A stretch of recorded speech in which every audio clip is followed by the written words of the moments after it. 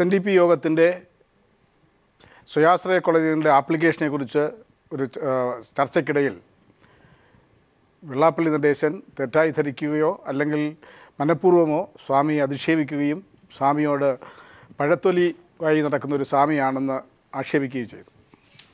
ഇതിനുശേഷം വെള്ളാപ്പള്ളി നടേശൻ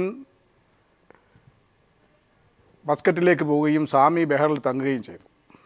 അതിനുശേഷമാണ് ഞാനും സ്വാമിയും കൂടി മൂന്നാമത്തെ ദിവസം ദുബൈയിൽ ചെല്ലുന്നത്. ദുബൈയിൽ ചെന്നതിന് ശേഷം അന്നിവിടെ ഒരു വാർത്ത കൈരളി ചാനലാണ് എത്തിയത്. SNDP യോഗത്തിൻ്റെ ജനറൽ സെക്രട്ടറി വെള്ളാപ്പള്ളി നടേശൻ മന്ത്രിയാകാൻ പോകുന്നു, ഗൗരിയമ്മ അസുഖം മൂലം രാജിവെക്കുന്നു, അതിനുശേഷം ശ്രീ രാജൻ ബാബു SNDP യോഗത്തിൻ്റെ ജനറൽ സെക്രട്ടറി ആകുമെന്ന് പറഞ്ഞ വാർത്ത കേട്ടുകൊണ്ട് സ്വാമിജി എന്നെ അബുദാബിയിൽ നിന്ന് വിളിക്കുകയും ഇതൊന്നും ശരിയാവില്ല, ഇതൊന്നും നടക്കുകയില്ല എന്ന് എന്നോട് പറയുകയും ചെയ്തു. അപ്പോൾ അത് സ്വാമിജി ഇല്ലാതാകണമെന്ന് ആഗ്രഹിച്ച ആരോ അദ്ദേഹത്തെ വകവരുത്തി എന്നാണ് കഴിഞ്ഞ ദിവസം ഡോക്ടർ ബിജു രമേശ് പറഞ്ഞത്. അതിലൊരു പ്രിയൻ എന്ന് പറയുന്ന ആൾ അദ്ദേഹത്തെ വകവരുത്തി എന്ന് അദ്ദേഹത്തെ തന്നെ വിളിച്ചു പറഞ്ഞു എന്നാണ് പറയുന്നത്. ഇല്ല, അതെനിക്ക് കൺഫേം ചെയ്യാൻ കഴിയില്ല. പക്ഷേ ഈ സാബു എന്ന ആളിനെ നുണപരിശോധന നടത്താൻ കേരള ഹൈക്കോടതി ഉത്തരവിട്ടതാണ്. ഈ സാബു ഒരു CBSE സ്കൂളിലെ പിയൂണാണ്.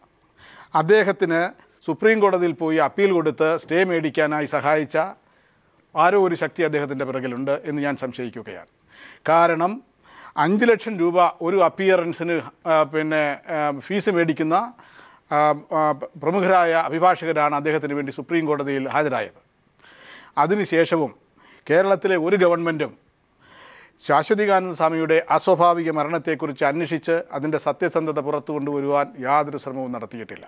ഈ ശാശ്വതികാനന്ദ സ്വാമികളെ പോലെ ഉള്ള SNDP യോഗത്തിന്റെ പ്രഗത്ഭരായ വ്യക്തിത്വങ്ങളെ കൊല ചെയ്യാൻ മടിക്കാത്ത ആളുകളാണ് ഇന്ന് SNDP യോഗത്തിന്റെ നേതൃസ്ഥാനത്തേക്ക് വന്നത് എന്ന് പറയുമ്പോൾ ഞങ്ങളൊക്കെ ഉന്നയിച്ച വിഷയങ്ങളിൽ എത്രമാത്രം ഗൗരവമുണ്ട്, എത്രമാത്രം ഇത്തരം നീച പ്രവർത്തനങ്ങളുടെ കേന്ദ്രമായി SNDP യോഗത്തിന്റെ ഇപ്പോഴത്തെ ജനറൽ സെക്രട്ടറിയും കൂട്ടരും മാറിയിരിക്കുന്നു എന്ന് കേട്ടത് ഞങ്ങളെയൊക്കെ അത്ഭുതപ്പെടുത്തുകയാണ്. ശ്രീ ഷുക്കൂർ, ഈ കാര്യങ്ങൾ അത്ഭുതം കൊണ്ടതുകൊണ്ട് മാത്രം കാര്യമില്ല.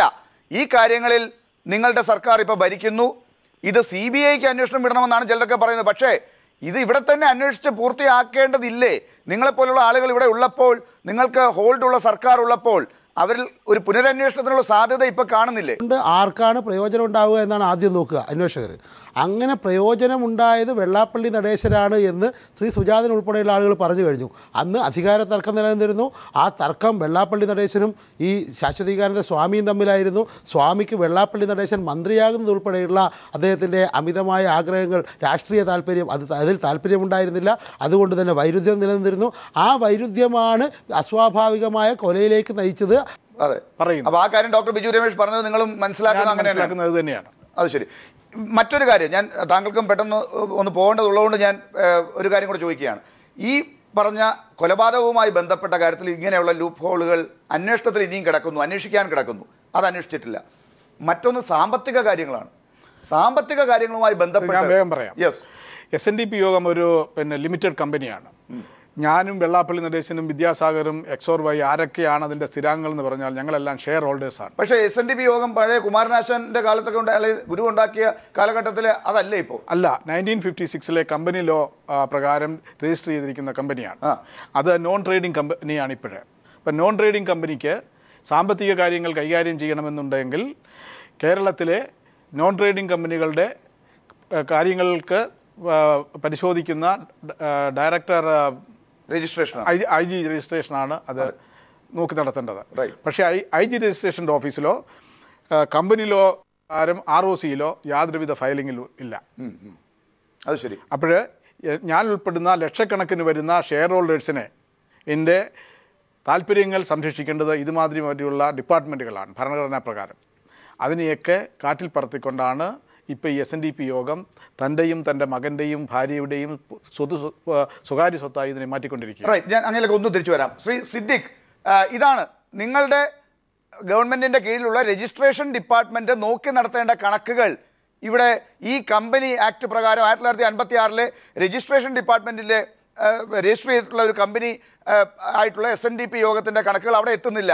നിങ്ങളത് പരിശോധിച്ചിട്ടുണ്ടോ?